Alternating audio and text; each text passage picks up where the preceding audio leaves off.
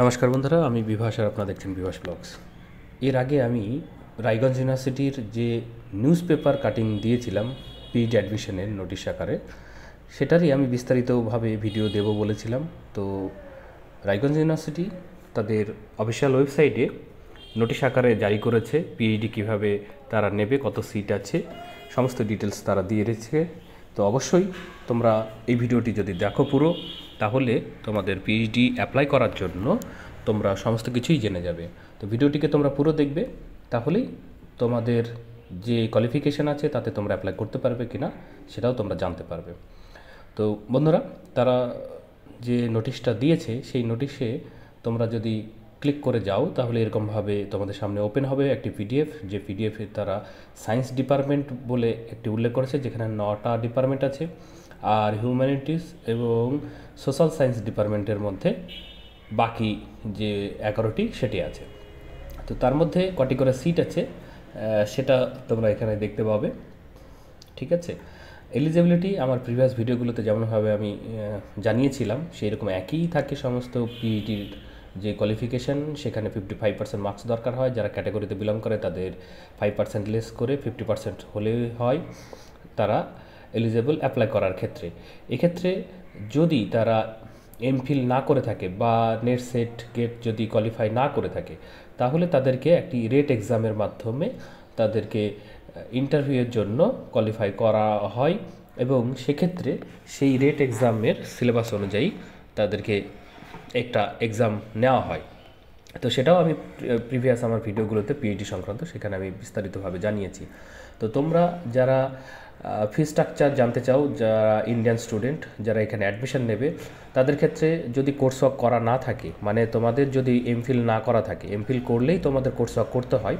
তো এমফিল যদি করা না থাকে তাহলে অবশ্যই তোমাদের কোর্স ওয়ার্ক করতে হবে। আর এমফিল যাদের করা আছে তাদের কোর্স ওয়ার্ক করা আছে। তো সেই হিসেবে এখানে ফি স্ট্রাকচারেরও বিস্তর পার্থক্য আছে, সেটা তোমরা দেখে নেবে। অন্যান্য কিছু স্ট্রাকচার আছে সেটাও এখানে দিয়ে রেখেছে, তারা পুরো ডিটেলস দেওয়া আছে। হ্যাঁ, আর যারা জিওগ্রাফি এবং সায়েন্স সাবজেক্টে আছে তাদের ফি স্ট্রাকচার আলাদা আছে, সেটাও তারা উল্লেখ করেছে। এবং যারা ইন্টারন্যাশনাল স্টুডেন্ট হবে, যারা বাইরে থেকে অ্যাপ্লাই করবে, তাদের ক্ষেত্রে ফি স্ট্রাকচার ডিফারেন্ট আছে। তো এটা তোমরা অবশ্যই দেখবে। যারা আমার প্রিভিয়াস ভিডিওতে আমি জানিয়েছিলাম যে যারা 2 বছরের এমফিল ডিগ্রি করে থাকে তারা এন্ট্রান্স যে টেস্ট হয় পিএইচডির, সেটা তাদেরকে দিতে হবে না, তারা ডাইরেক্ট ভাইভা ভার্সিটিতে চলে যাবে এবং সেখান থেকে যে মেরিট লিস্ট প্রকাশ হবে সে তার মাধ্যমেই সিলেক্ট হওয়ার পরেই তারা পিএইচডিতে অ্যাডমিশন নেবে। তো এটা হচ্ছে মূল যে পিএইচডির যে নোটিশ, সেই নোটিশ আকারে তোমাদেরকে জানিয়েছে এবং টেবিল আকারেও এটা বলা আছে যে কারা কারা এক্সামটেড ক্যাটাগরি হবে। ঠিক আছে, যদি কোনো বুঝতে অসুবিধা হয় অবশ্যই তোমরা আমার ভিডিওর যে কমেন্ট বক্স, সেই কমেন্ট বক্সে কমেন্ট করে জানাবে।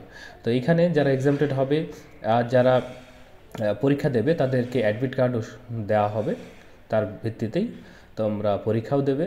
আর যারা এক্সামটেড হবে তাদের ক্ষেত্রে ভাইভাতে কী করতে হবে সেটারও উল্লেখ করেছে টেবিল নাম্বার 2-তে।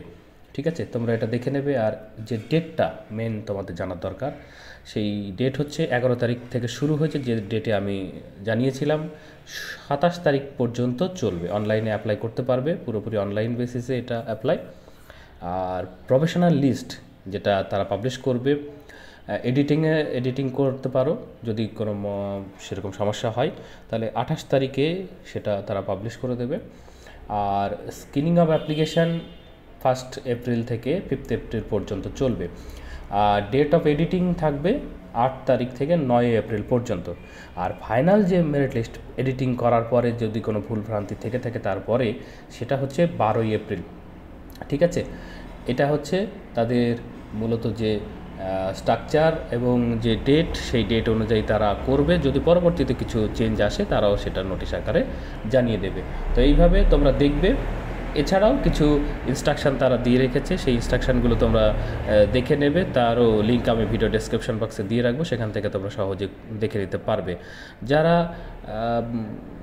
যারা কোনো জব বা কোথাও এমপ্লয়ি আছো, তারা এনওসি লাগবে, সেটারও তোমরা প্রিপারেশন নিয়ে রাখবে, যাতে তোমরা অ্যাডমিশন নেওয়ার সময় কোনো অসুবিধা না হয়। না হলে কিন্তু ক্যান্সেল হয়ে যেতে পারে তোমার অ্যাডমিশন, সেটাও কিন্তু দেখে নেবে। এনওসি ছাড়া কিন্তু তোমরা পিইটিকে এগিয়ে নিয়ে যেতে পারবে না। তো যারা অ্যাপ্লাই করবে তারা অ্যাপ্লাইয়ের জন্য এখানে মূলত নিউ রেজিস্ট্রেশনে ক্লিক করবে। আমি মোটামুটিভাবে যেটুকু দরকার সেটুকু তোমাদেরকে জানিয়ে দিচ্ছি। পরবর্তীতে তোমরা যদি চাও বা কোনো অসুবিধা হয় তাহলে আরও বিস্তারিতভাবে তোমাদেরকে আমি জানাবো। তো এখানে তোমরা অ্যাপ্লিক্যান্ট যদি হও, অ্যাপ্লিক্যান্টের নাম, মিডল নেম এবং লাস্ট নেম দিয়ে, ডেট অফ বার্থ দিয়ে, জেন্ডারটাকে এখানে সিলেক্ট করে নেবে। হ্যাঁ, তারপরে ফাদার্স নেম আছে, মাদার্স নেম আছে, ইমেল আইডি, এগুলো সবই ম্যান্ডেটরি আছে। এগুলো অবশ্যই তোমরা ফিল আপ করবে। একটা পাসওয়ার্ড তোমরা ক্রিয়েট করবে, সেই পাসওয়ার্ডটাকে আবার দিয়ে কনফার্ম করবে। সেই পাসওয়ার্ডটার যে কীরকম হবে সেটাও কিন্তু এখানে উল্লেখ করা আছে, তোমরা নিশ্চয়ই জানো এগুলো। আর হচ্ছে এখানে যে ফোন নাম্বার, এটাও কিন্তু মাস্ট তোমাদেরকে দিতেই হবে।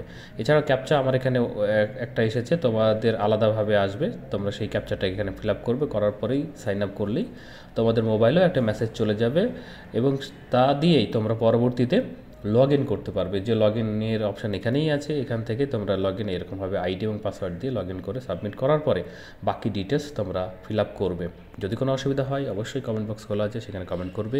এছাড়াও তোমরা দেখতে পাচ্ছ হেল্পলাইনের যে নাম্বার, দুটো নাম্বার দেওয়া আছে, সেখানেও তোমরা ফোন করে তাদেরকে তোমাদের অসুবিধার কথা জানাতে পারো। এছাড়াও তারা হোয়াটসঅ্যাপে কানেক্ট করার জন্য তারা দিয়ে রেখেছে, সেখানেও তোমরা কানেক্ট হতে পারো। তো ফ্রেন্ডস, যদি কোনো অসুবিধা হয় অবশ্যই কমেন্ট বক্স খোলা আছে এবং ভিডিও ডেসক্রিপশন বক্সে লিঙ্কও আছে। এই নোটিশটি তোমরা পুরোভাবে সেখানে তোমরা দেখতে পাবে। তো ফ্রেন্ডস, এই ভিডিওতে তাহলে এটুকুই। তোমাদের সঙ্গে দেখা হচ্ছে পরের ভিডিওতে। ধন্যবাদ।